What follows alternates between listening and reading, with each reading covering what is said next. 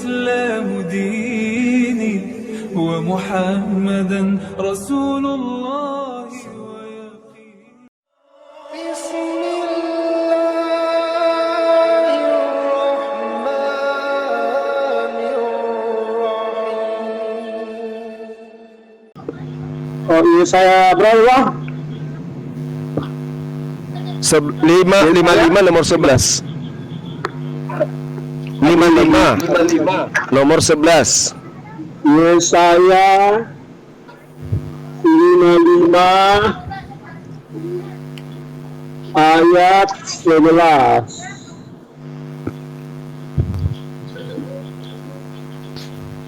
Sambil menunggu host, kalau ada Kristen yang mau naik, saya diturunkan nggak apa-apa. Aman, ada Gurunda, ada Bang Dewa, ada Bunda, standby. Di sini aja, nggak apa-apa, di sini aja. Demikianlah firman-Ku yang keluar dari mulutku, ia tidak akan kembali kepadaku dengan sia-sia, tetapi ia akan melaksanakan apa yang Ku kehendaki. Ya benar ya. Dan akan berhasil dalam apa yang Ku suruhkan kepadanya.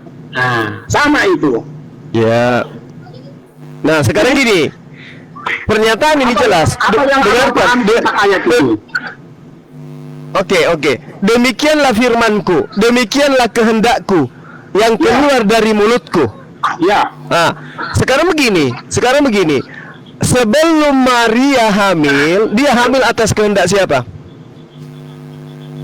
Tentu atas keberadaan dari Roh.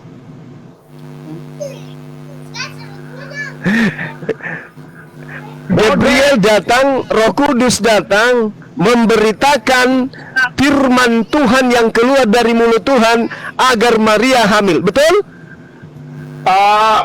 Kalau dalam pernyataan malaikat, tentu kehendak yang sudah ada itulah disampaikan melalui malaikat kepada Maria agar Maria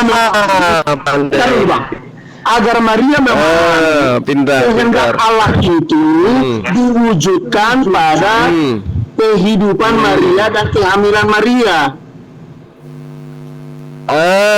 Pintar. Jadi firman telah keluar dari mulut Tuhan datang kepada Maria, diantar oleh Roh Kudus. Betul? Oleh Roh Kudus, ya. Nah, ada nggak Yesus di situ? Di mananya?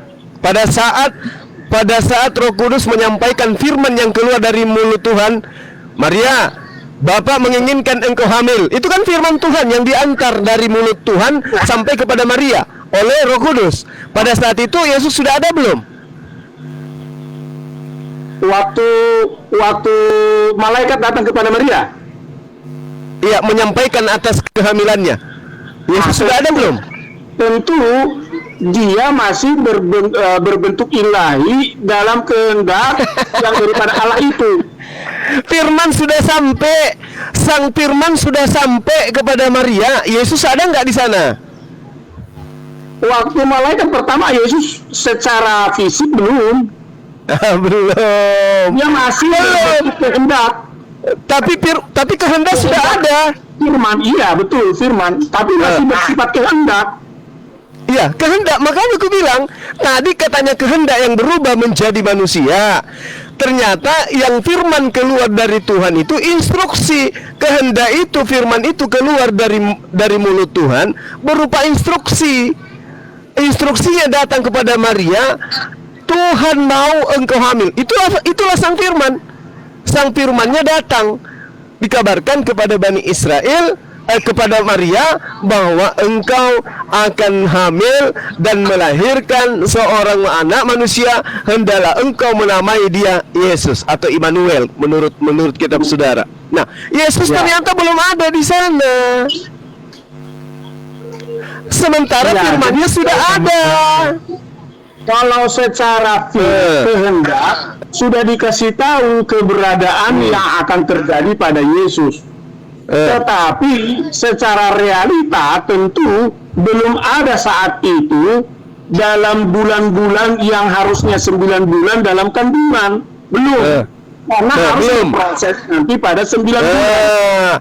Berarti yang menjadi daging, ini unsur-unsur yang ada di dalam tubuhnya Maria atau firman yang menjadi daging?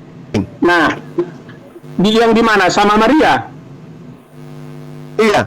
Nah, Firman yang menjadi daging dalam kata kehendak firman, atau Yesus yang terlontar berupa manusia dari mulut Tuhan, jatuh dari langit, masuk ke dalam rahim? Bukan. Atau jasad Yesus ini berasal dari saripati yang Maria makan?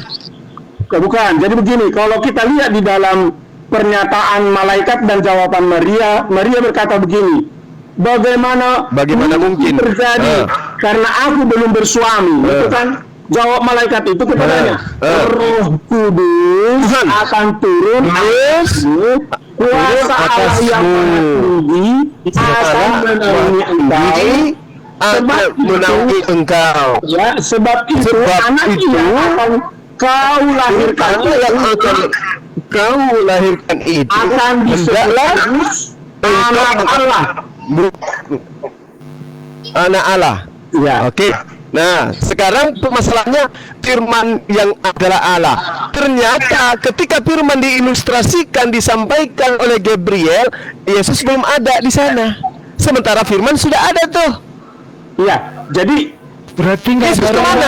yang Tadi lihat dulu di dalam Yesaya tadi atau bareng. di dalam bareng. tadi, di dalam pasal 1 tadi itu untuk menjelaskan dia perkataannya. Makanya di dalam ayat 38, di ayat 38 Maria bilang begini, Bang.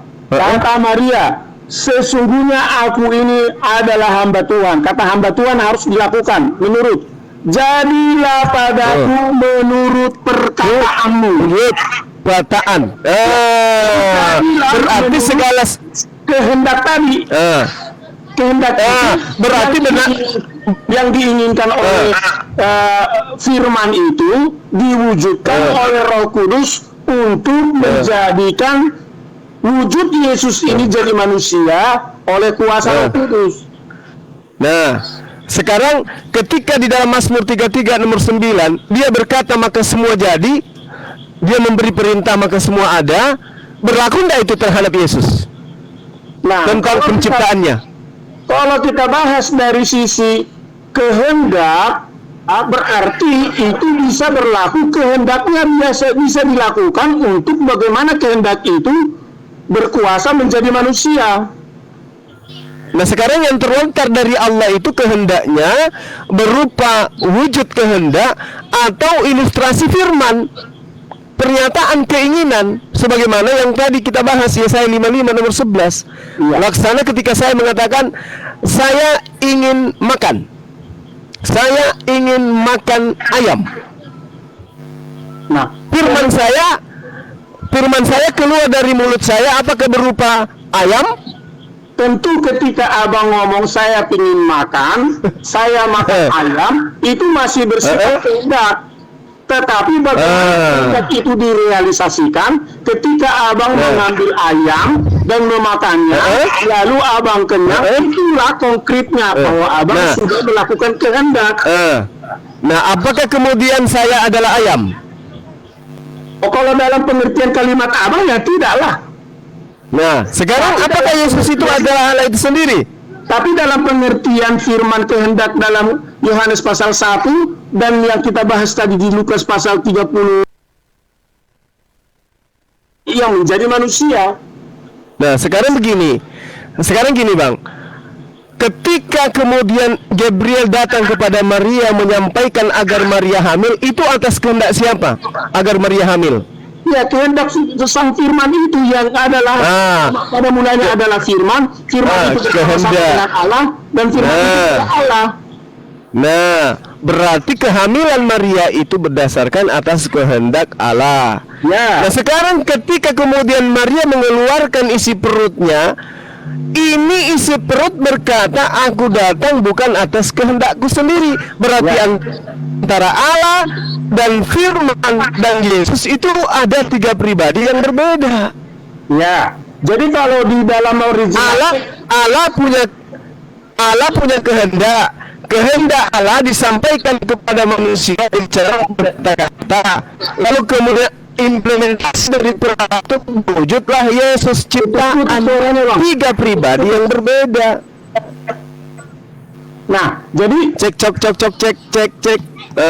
Berarti tiga pribadi yang berbeda. Yesus adalah ciptaan, Firman adalah instruksi perintah, sementara Allah adalah sang pemilik kehendak. Gitu. jadi Makanya Yesus mengatakan, aku datang bukan atas kehendakku sendiri. Selesai. Jadi itulah makanya Yesus menyebut aku datang bukan kehendak di dalam pandangan orang sebagai manusia. Tetapi dia menjelaskan kehendak itu yang berasal daripada Bapa yang sudah tadi dijelaskan pada Yohanes pasal 1 dan dijelaskan konkret dalam Lukas pasal 1 ayat 30.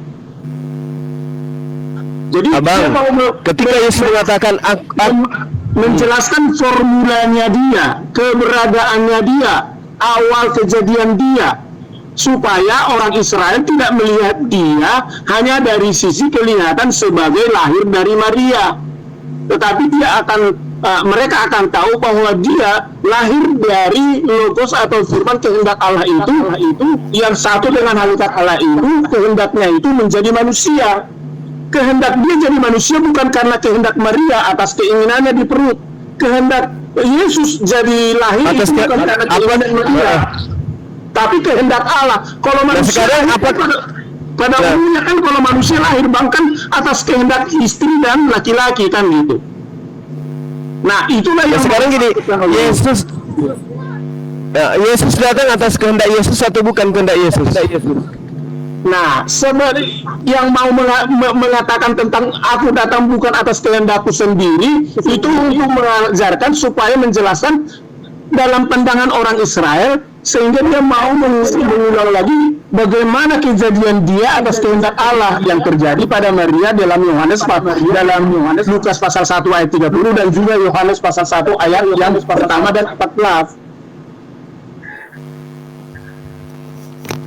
Ya, kenapa Yesus tidak mengatakan aku datang atas kehendakku sendiri? Bukankah dia Allah sendiri?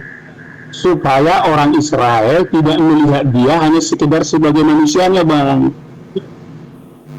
Dia mau menjelaskan. Justru ketika dia mengatakan, kalau itu tujuannya, harusnya Yesus mengatakan, aku adalah inkarnasi Allah yang menjadi manusia, agar Yesus tidak dipandang hanya sebagai manusia biasa, tetapi sebagai Allah sendiri. Makanya di dalam Yohanes pasal 14, makanya dia bilang bahwa aku datang dari atas, bukan dari bawah.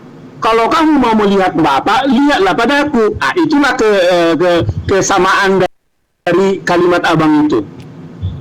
Nah, kalau dikatakan mau melihat Bapa, maka lihatlah padaku. Yang dilihat di sini bukan wujudnya, yang dilihat ini adalah ajarannya, perkataannya, pekerjaannya, bukan wujudnya. Betul, tapi yang dimaksud kehendak itu kan tidak berwujud, Bang. Tapi Iya betul. itu sudah diwujudkan di dalam keberadaan Yesus. Itulah makanya dibilang kalau kamu mau melihat kehendak Allah, kalau kamu mau melihat kehendak Bapa pencipta langit dan bumi, lihatlah padaku seluruh kehendaknya dia itu, belajar kepada aku, maka kamu akan tahu pada aku dan ajaran pula semua kehendak Allah itu. Nah betul itu. Benar, kehendak Allah berlaku pada Yesus. Makanya dikatakan dalam Yohanes 4, makananku adalah melakukan pekerjaan-pekerjaan yang diperintahkan Bapa untuk aku lakukan. Kan seperti itu. Nah, maka dari itulah kemudian Yesus itu adalah utusan, bukan Tuhan yang datang menjadi manusia, bukan. Makanya dikatakan aku sebagai satu sisi dalam arti utusan kami bisa terima itu, tapi di atas pemahaman arti kata utusan yang lazim dipahami sebagai nabi atau sebagai yang disuruh, di atas itu masih ada yang diajarkan Yesus tentang keberadaannya, yaitu yang lebih tinggi adalah hakikat kehendak Allah yang ada pada dia, Bang. Iya, seluruh para nabi melakukan kehendak Allah yang mengutus mereka. Makanya Yesus mengatakan, aku melakukan pekerjaan, aku berkata-kata, itu semua bukan dari diriku, tapi dari Dia yang telah mengutus aku. Nah, berarti dirinya dengan yang mengutusnya berbeda. Ya, kalau dalam arti kemanusiaannya yang sudah terjadi. Tetapi dalam kalimat-kalimat Yesus berikutnya yang lainnya, dia juga menjelaskan bahwa keberadaan dia yang dari semula, dari sisi keilahian, dari sisi apa yang kehendak itu dari surga, dari Allah itu dia bawa. Itulah yang mau dia jelaskan tentang keberadaannya. Tidak sama dengan di dalam umumnya. Berbeda di dalam kesaksiannya dia. Di dalam kesaksiannya Yesus, Yohanes 5 nomor 36, kesaksianku ada yang lebih penting dari Yohanes, bahwa semua pekerjaan-pekerjaan yang kulakukan, pekerjaan itulah yang bersaksi tentang aku, bahwa Bapa yang mengutus aku, bukan setan yang mengutus aku, bukan, tapi Bapa, Tuhan. Pekerjaan itulah yang bersaksi bahwa aku ini utusan Tuhan, bukan pekerjaan itu bersaksi bahwa aku Tuhan. Berarti unsur keilahian yang anda katakan kepada Yesus itu ada. Karena mujizat yang dilakukan oleh Yesus itu untuk membuktikan dia utusan Tuhan, bukan justru utusan setan, bukan. Nah, maksud ayat itu begini dan tentang Yohanes. Memang Yohanes adalah yang sudah dinubuatkan untuk menjelaskan akan kehadiran keberadaan Yesus melalui tokoh nabi yang sangat besar. Tetapi di atas keberadaan nabi ini atau kesaksian Yohanes ini, dia masih lebih menguatkan, kamu buktikan bahwa aku akan membuktikan, dan kamu akan lihat bahwa jauh lebih dari apa yang dikatakan oleh Yohanes sebagai bukti bahwa aku adalah dari atas, dari surga, akan kamu lihat perkara-perkara itu maksudnya. Yohanes memang bersaksi, iya, tapi dia mau menjelaskan bahwa di atas kesaksian Yohanes kamu akan lihat lebih dari situ, yaitu apa yang aku lakukan kepadamu di hadapanmu dan dilihat oleh matamu. Nah, itulah maksudnya dia kepada orang-orang Yahudi saat itu.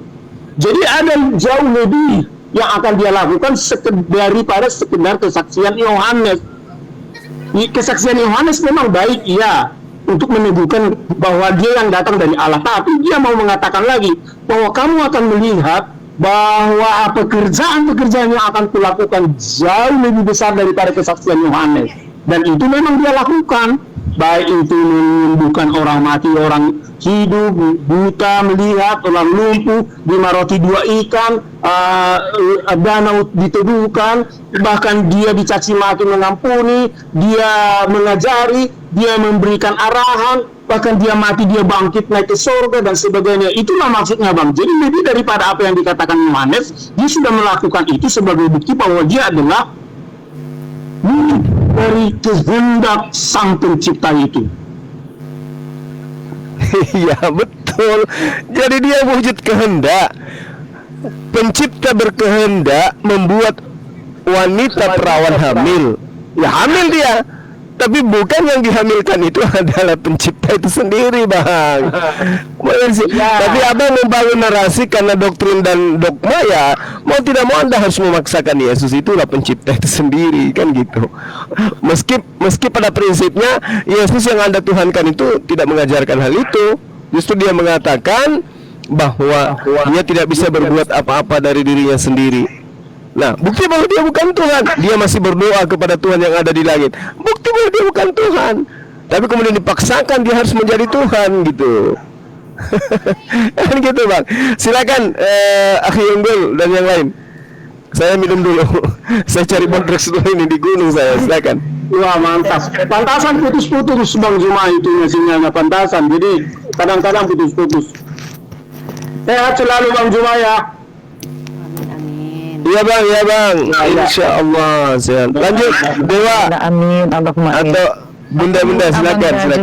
Alhamdulillah. Kami sama Abang Juma itu suka berantem, suka ribut, suka apa, pokoknya kami tetap sebagai debater yang luar biasa lah, Bang Juma. Jadi jangan kalian pikir kalau kami ribut kencang-kencang. Oh enggak, ini memang luar biasa yang di atas. Yang di bawah mah enggak lah, enggak kehitung. Yang di atas baru luar biasa. Yang di bawah sama yang di atas sama-sama luar biasa, Bang. Kalau nggak kerjasama nggak akan terjadi. Enggak sama. Enggak Aman, sama. Dr. Tadi kan Dewa menjadi langsung produk nyambung, karena Kristus. Dewa langsung nyambung, Dewa langsung nyambung. Iya. Sebelum Bunda semangkuk turun, sedikit berdialog dengan Pak Manda terangkan.